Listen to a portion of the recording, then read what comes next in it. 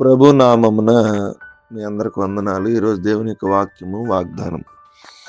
ఇదిగో నేను నీకు తోడై ఉండి నీవు వెళ్ళు, ప్రతి స్థలమందు నిన్ను కాపాడుదును. ఆదికాండం 28:15. మరి దేవుని బిడ్డలారా, మన ప్రయాణాల్లో దేవుని దీవెన కావాలా? ఇక్కడ మనకు అటువంటి దీవెనలు ఉన్నాయి. మనం వెళ్ళే ప్రతి స్థలంలోనూ దేవుని సన్నిధి, దేవుని కాపుదల మనకు కావాలి. దేవుడు మనకు ఇచ్చిన పిలుపుని బట్టి, బాధ్యతలు బట్టి మన ప్రయాణం ఉండాలి. ఏదో మనకు తోచినట్టు మనం అవసరమైన ప్రయాణాలు చేయకూడదు.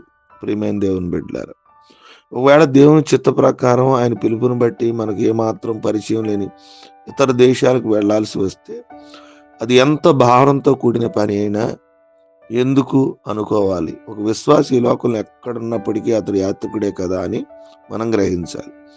అని అతను క్రొత్తగా ఉంటాయి. అయినా అతడు వెళ్ళే ప్రతి స్థలంలో ప్రభువే అతనికి నివాస స్థలంగా ఉంటాడు. పూర్వకాలంలో అన్ని తరాల్లో ఉన్న పరిశుద్ధులకు దేవుడు తన సన్నిధి భాగ్యాన్ని ఇచ్చాడు. ముఖ్యంగా మనం కొన్నిసార్లు ఉద్యోగ రీత్యా వెళ్లాల్సి వస్తాం, వ్యాపార రీత్యా వెళ్లాల్సి వస్తాం, వివాహ రీత్యా మనం కొన్ని ప్రాంతాలకు వివాహాలను చేసుకున్న విధానాన్ని బట్టి వెళ్లాల్సిన పరిస్థితి వచ్చింది. వెళ్లాల్సినప్పుడు మనలో ఒక భయము, ఆందోళన కలిగి కొత్త ప్రదేశం, కొత్త ప్రాంతం, అక్కడ ఎలా ఉద్యోగం చేయాలి, ఎలా వ్యాపారం చేయాలి, నేను ఏ విధంగా కుటుంబంతో కలిసి జీవించాలన్న సమస్య పరిస్థితులు ఉండొచ్చు.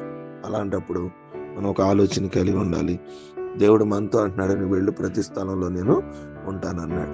యాకోబు జీవితంలో ఇలాంటి సంఘటన వచ్చినప్పుడు ఆయన వివాహ జీవితంలోను, ఆయన యొక్క ఉద్యోగంలోను, లేకపోతే ఆయన వ్యాపారంలోను అన్ని విషయాల్లో దేవుడు తోడై ఉండి ఆయన దీవించాడు. మనల్ని కూడా ఆ విధంగా దీవిస్తాడు. ఆయన తోడై ఉంటే ఆయన యొక్క పిలుపుని బట్టి మనం ముందుకు వెళుతూ, ఆయన ఉద్దేశాన్ని బట్టి ముందుకు వెళుతూ దేవుని దేవుని పొందుకుందాం. అట్టి కృప దేవుడు మనందరికీ అనుగ్రహించును గాక. ఆమేన్. కళ్ళు పంచుకుందాం, కళ్ళు మూసుకుందాం. ప్రేమ నమ్మకం కలిగిన తండ్రి, మీకు వందనాలు. రాత్రంతా కాచి మరొక శ్రేష్టమైన దినాన్ని ఇచ్చారు. వేకునే లేచి మిమ్మల్ని ఆరాధించే భాగ్యము, మిమ్మల్ని గణపరిచే భాగ్యము, మిమ్మల్ని స్తుతించే భాగ్యం మాకు ఇచ్చినందుకు మీ స్తోత్రాలు. వాక్యం ద్వారా మీరు మాతో మాట్లాడారు. నేను తోడై ఉండి నువ్వు వెళ్ళు, ప్రతి స్థలమందు నేను కాపాడుతున్నాను.